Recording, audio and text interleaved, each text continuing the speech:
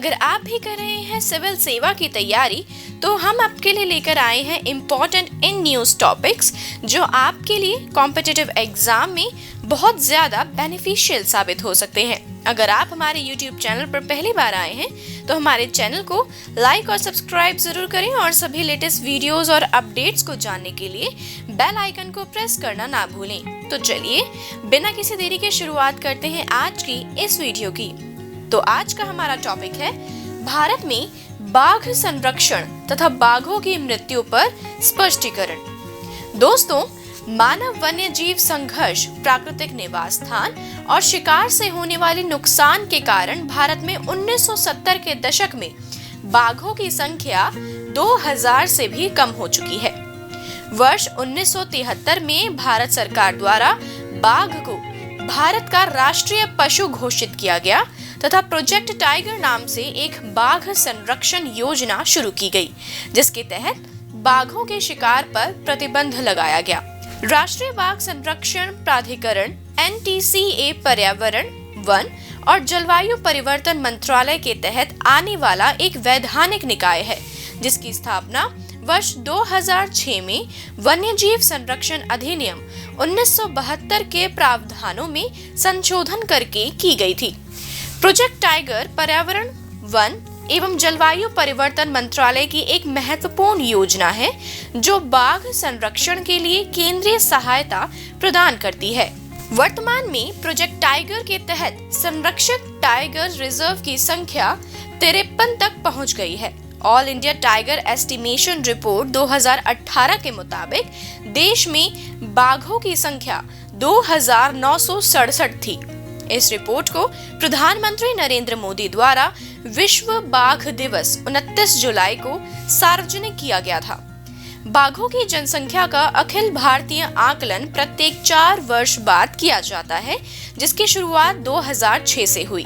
राष्ट्रीय बाघ संरक्षण प्राधिकरण के विशेष प्रयासों से ही देश में विलुप्त होते हुए बाघों की संख्या में उल्लेखनीय वृद्धि देखने को मिली है।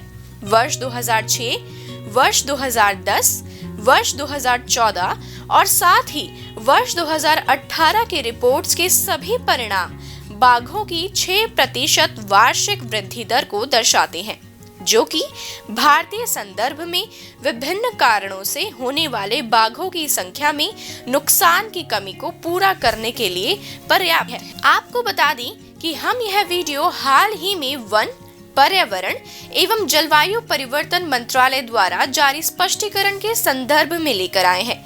हाल ही में वन, पर्यावरण एवं जलवायु परिवर्तन मंत्रालय द्वारा स्पष्टीकरण जारी किया गया है, जिसके अनुसार बीते कुछ वर्षों में राष्ट्रीय बाघ संरक्षण प्राधिकरण के प्रयासों के फलस्वरूप देश में बाघ संरक्षण की दिशा में वांछित कार्य किया गया है।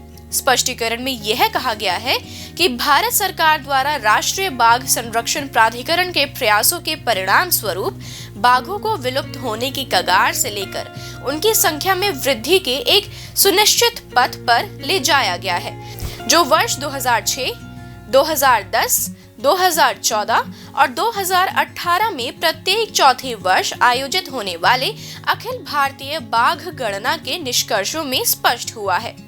इन परिणामों में बाघों की सकारात्मक वार्षिक वृद्धि दर 6% पर दर्शाई गई है, जिससे प्राकृतिक रूप से हुई नुकसान की पूर्ति स्पष्ट होती है और भारत के संदर्भ में यह पता चलता है कि बाघों को विचरण के लिए विस्तृत स्तर पर रहने वाले आवास उपलब्ध होते हैं। वर्ष 2012 से 2021 की अवधि के मध्य यह देखा जा सकता है कि देश में प्रति वर्ष बाघों की औसत मृत्यु 98 के आसपास है, जो सुदृढ़ वृद्धि दर द्वारा दर्शाई गई बाघों की संख्या में वार्षिक बढ़ोतरी द्वारा संतुलित हुई है।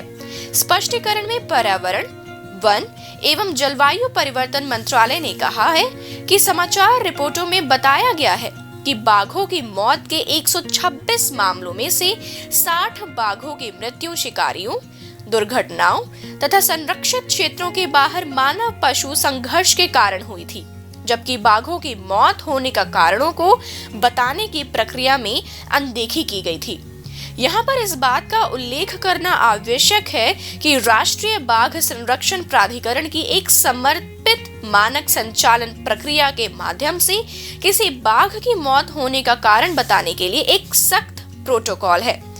जब तक संबंधित राज्य द्वारा नेक्रोप्सी रिपोर्ट, हिस्टोपैथोलॉजिकल और फोरेंसिक आंकलन के अलावा तस्वीरों तथा परिस्थितिजन्य साक्ष्यों को प्रस्तुत करके साबित नहीं किया जाता, तब तक बाघ की मृत्यु को अप्राकृतिक ही माना जाता है। तो दोस्तों, यह थी हमारी आज की वीडियो। उम्मीद करते हैं कि आपसे फिर मुलाकात होगी प्रभात एग्जाम के YouTube चैनल पर। तब तक के लिए नमस्कार।